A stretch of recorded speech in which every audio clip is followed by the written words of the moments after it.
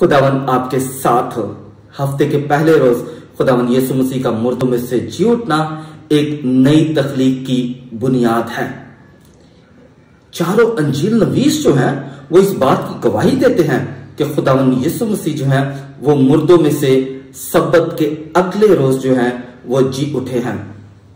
اس کو سمجھنے کے لیے ہمیں تکوین کی اقدس کتاب اور اس کا پہلا باب جو ہے اس کا مطالعہ کرنا پڑے گا، جہاں پر ہمیں پتہ چلتا ہے کہ خدا نے دنیا کی جو تخلیق ہے وہ 7 دنوں میں کی، اور 7ویں روز جو ہے وہ انہوں نے اسے مقدس ٹھہرایا۔ اور 7واں روز کون سا ہے؟ ہفتے کا۔